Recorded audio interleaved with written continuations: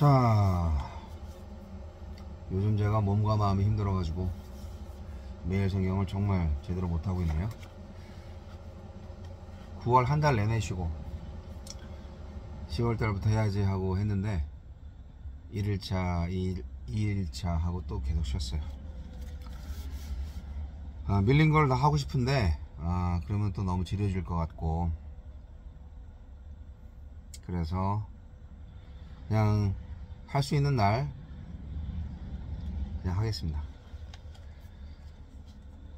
하루 이틀 밀린 거면은 같이 할 텐데 막 열흘씩 밀리니까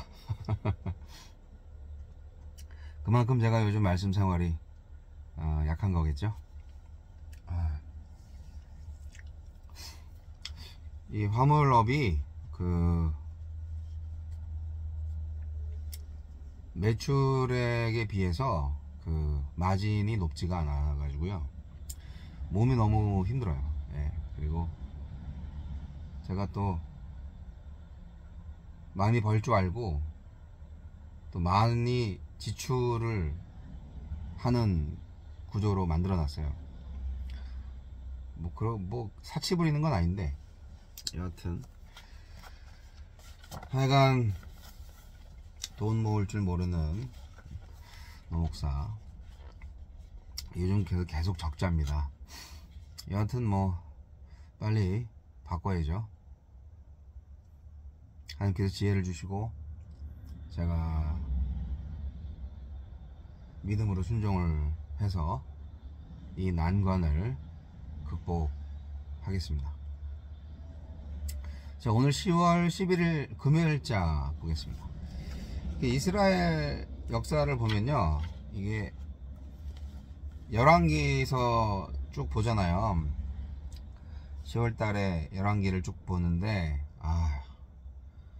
맨날 악을 행하는 것에 대해서, 하나님을 섬기지 않고 우상 숭배하는 왕들에 대해서 심판을 하시는, 분노하시는, 안타까워하시는 하나님 말씀이 기록되어 있어요. 참 힘듭니다. 그러니까 보면은요, 성경에 순종하는 사람보다 불순종하는 사람들이 너무너무 많았던 거예요. 오늘날 우리와 같이요. 하나님은 그럼에도 불구하고 우리를 사랑하신다. 그게 팩트죠. 그래서 은혜로 살 수밖에 없는 거죠. 자, 10월 11일 금요일자 열왕기하 22장 1절로 20절 말씀. 요시아가 왕위에 오를 때 나이가 8세라 예루살렘에서 31년간 다스리니라. 그의 어머니 이름은 여디다요 보스갓 아다야의 딸이더라. 요시아가 여호와 보시기에 정직히 행하여 그의 조상 다윗의 모든 길로 행하고 좌우로 치우치지 아니하였더라. 요시아 왕 18째 해에 왕이 무슬람의 손자 아살리야의 아들 서기관 사반을 여호와의 성전에 보내며 이르되, 너는 대제사장 힐기야에게 올라가서 백성이 여호와의 성전에 드린 은 곧 문 지킨 자가 수납한 은을 계산하여 여호와의 성전을 맡은 감독자의 손에 넘겨 그들이 여호와의 성전에 있는 작업자에게 주어 성전에 부서진 것을 수리하게 하되, 곧 목수와 건축자와 미장이에게 주게 하고 또 제목과 다듬은 돌을 사서 그 성전을 수리하게 하라. 그러나 그들의 손에 맡긴 은을 회개하지 말지니 이는 그들이 진실하게 행함이니라. 대제사장 힐기야가 서기관 사반에게 이르되, 내가 여호와의 성전에서 율법책을 발견하였노라 하고 힐기야가 그 책을 사반에게 주니 사반이 읽으니라. 서기관 사반이 왕에게 돌아가서 보고하여 이르되, 왕의 신복들이 성전에서 찾아낸 돈을 쏟아 여호와의 성전을 맡은 감독자의 손에 맡겼나이다 하고, 또 서기관 사반이 왕에게 말하여 이르되, 제사장 힐기야가 내게 책을 주더이다 하고 사반이 왕의 앞에서 읽으매 왕이 율법책의 말을 듣자 곧 그의 옷을 찢으니라. 왕이 제사장 힐기야와 사반의 아들 아히감과 미가야의 아들 악볼과 서기관 사반과 왕의 시종 아사야에게 명령하여 이르되 너희는 가서 나와 백성과 온 유다를 위하여 이 발견한 책의 말씀에 대하여 여호와께 물으라. 우리 조상들이 이 책의 말씀을 듣지 아니하며 이 책에 우리를 위하여 기록된 모든 것을 행하지 아니하였으므로 여호와께서 우리에게 내린 진노가 크도다. 이에 제사장 힐기야와 또 아히감과 악벌과 사반과 아사야가 여선지 홀다에게로 나아가니 그는 할하스의 손자 디가의 아들로서 예복을 주관하는 살룸의 아내라.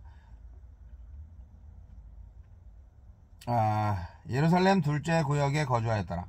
그들이 그와 더불어 말하매 훌다가 그들에게 이르되 이스라엘 하나님 여호와의 말씀이 너희는 너희를 내게 보낸 사람에게 말하기를 여호와의 말씀이 내가 이곳과 그 주민에게 재앙을 내리되 곧 유다 왕이 읽은 책의 모든 말대로 하리니 이는 이 백성이 나를 버리고 다른 신에게 분향하며 그들의 손의 모든 행위로 나를 경노하게 하였음이라. 그러므로 내가 이곳을 향하여 내린 진노가 꺼지지 아니하리라 하라 하셨느니라. 너희를 보내 여호와께 묻게 한 유다 왕에게는 너희가 이렇게 말하라.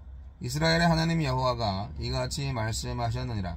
네가 들은 말들에 대하여는 내가 이곳과 그 주민에게 대하여 빈터가 되고 저주가 되리라 한 말을 네가 듣고 마음이 부드러워져서 여호와 앞 곧 내 앞에서 겸비하여 옷을 찢고 통곡하였으므로 나도 네 말을 들었노라.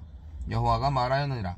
그러므로 보라, 내가 너로 너의 조상들에게 돌아가서 평안히 묘실로 들어가게 하리니 내가 이곳에 내리는 모든 재앙을 네 눈이 보지 못하리라 하셨느니라 하니 사자들이 왕에게 보고하니라. 네, 되게 유명한 말씀 부분이죠.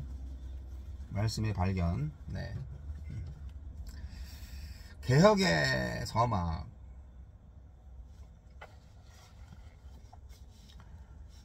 요시아는 어린 나이에 왕위에 올랐음에도 다윗의 길로 행하며 성전을 수리합니다. 그 과정에서 잃어버린 율법책을 발견합니다. 하나님은 어떤 분입니까? 네, 하나님은 말씀으로 우리를 책망하십니다.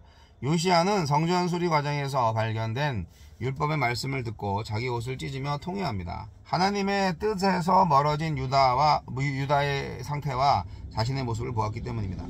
삶의 기준인 말씀을 몰랐을 때는 현재의 어긋난 모습이 보이지 않습니다.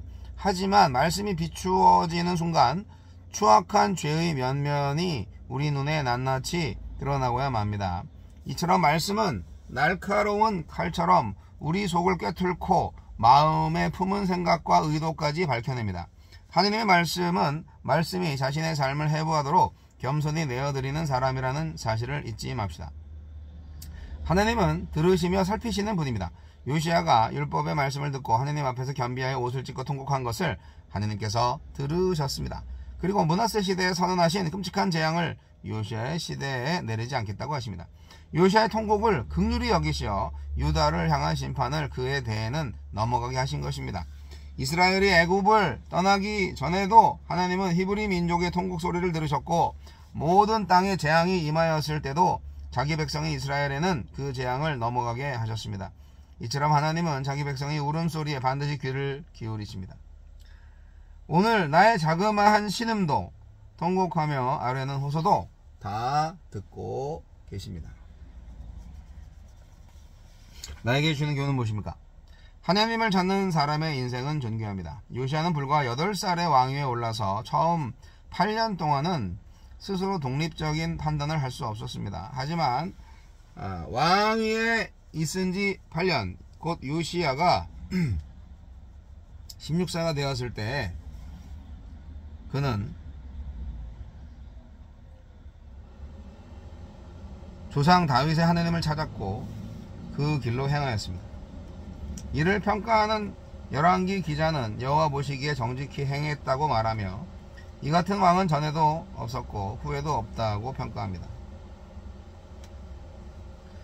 사람이 인생에서 남길 수 있는 가장 큰 업적은 하나님을 찾는 것입니다. 오늘 내가 남기고 있는 이력은 하나님을 찾는 길 위에 있습니까? 주여 말씀 앞에서 어긋난 삶을 애통해 하며 주님의 긍휼하심을 누리게 하소서. 네.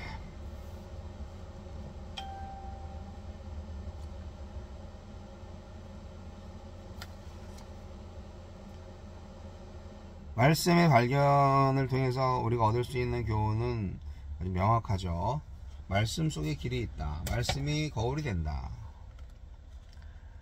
요시야가 그 말씀을 발견을 했을 때가 18살 때고, 벌써 뭐 8살에 왕이 돼가지고 이제 18살까지는 10년인데, 그게 이제 BC 622년이죠. 그때 이제 성전을 청소하고 망가진 거, 무너진 거 보수공사해라. 예, 뭐 이런 것을 했죠. 이게 이제 단순히 건물에 대한 부분이 아니라 그야말로 영적 정화 작업을 단행한 거죠. 이게 가능했던 거는요, 좀 주변 요인도 있어요. 당시 아수르와 바벨론 간에 정치적 내분이 있었기 때문에 가능을 했습니다. 아수르 왕 아슈르바니팔 죽었어요. BC 669년부터 626년까지 있었던 사람인데, 아슈르바니팔 아수르 왕이 죽고 신샤르 이슈쿤이 등극했어요.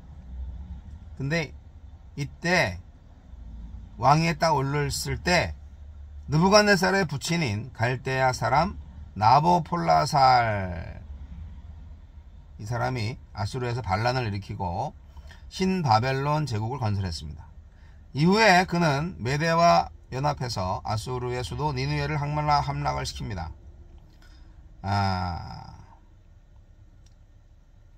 당시 이집트 왕인 푸삼 메디쿠스 1세와 느고 2세는 아수르가 쇠퇴하고 바벨론이 부상하는 시기에 아람과 팔레스타인 지역의 패권을 쥐려고 했습니다. 뭐 이건 뭐 세계 역사에 나오는 거니까. 이렇게 이제 열강들이 지대들끼리 막 싸우고 막 내분이 일어나서 막 세력 다툼하고 막 그럴 때 지배하는 나라들에 대해서 소홀히 하잖아요. 그랬을 때 이제 개혁을 한 거죠. 종교 개혁을 단행을 한 거죠. 성경은 분명히 말하고 있습니다. 요시야 왕은 좌로나 우로나 치우치지 않은 왕이었다고. 그 할아버지하고 아버지가 거의 57년 동안 악한 길을 걸었는데, 나라를 아주 그냥 다 말아먹고 그냥 우상숭배의 천국으로 만들어놨는데, 어떻게 이 아들이 이렇게 정신 차릴 수 있었을까? 네. 반대가 많았을 거라고 생각을 합니다. 그렇지 않겠습니까? 그 악습과 관행, 그거를 다 감당을 했을 텐데 대단한 용기를 가진 왕이었어요. 요시야의 첫 개혁은 성전부터 하는 거였죠. 그리고 감사하게도 말씀이 발견됐어요. 그래서 장소는 성전에서부터 개혁을 시작을 했고, 개혁의 방법은 바로 하나님의 말씀을 통해서 가능하게 됐습니다. 사실 hil기야라는 사람이 성전을 수리하는 과정 속에서 율법책을 발견했는데, 이 서기관 사반한테 알렸죠. 문제는 이 사반이 이 중요성을 몰라가지고 이런 게 있네요, 뭐 이런 식으로 얘기를 한 것 같아요. 하지만 요시야는 요시야죠. 그 율법책을 읽어주는 거를 들은 왕이 성령이 임한 거예요. 갑자기 뭉클해지고 회개의 영이 임한 거예요. 그래서 옷을 찢고 통곡을 하기 시작하는 겁니다. 우리나라가 하나님의 말씀을 듣지 않아서 이렇게 망했어. 이 율법책에 기록된 심판의 대상이 바로 우리들이야, 이런 거 깨달은 거죠. 엄청난 은혜의 시간입니다. 유다가 이방인들보다 더 악한 상태가 된 거야. 왜? 우리가 지난 70년 동안 율법을 무시하고 살았기 때문에. 그래서 진정한 개혁은 이 말씀을 선포하고 말씀에 대해서 제대로 반응해야 된다는 것을 알게 되었습니다. 근데 이게 뭐 자기 힘으로 되나요? 개혁은요, 은혜로 가능합니다. 요시야는 개혁을 단행했지만 개혁을 다 따라주지 않습니다. 유다의 임할 심판 또한 중지될 수 없었습니다. 거스를 수 없었습니다. 그만큼 유다는 악독했고 또 완악했기 때문입니다. 그런데 요시야가 회개를 하잖아요. 그러니까 그 시간을 좀 늦춘 거죠. 하나님이 요시야, 너의 회개, 너의 울부짖음을 내가 봤어. 너 때에는 내가 심판 안 할게. 심판 유예의 은혜. 어떻게 보면 요시야는 유다의 임할 재앙을 보지 않고 일찍 죽은 게 오히려 축복이 되었습니다.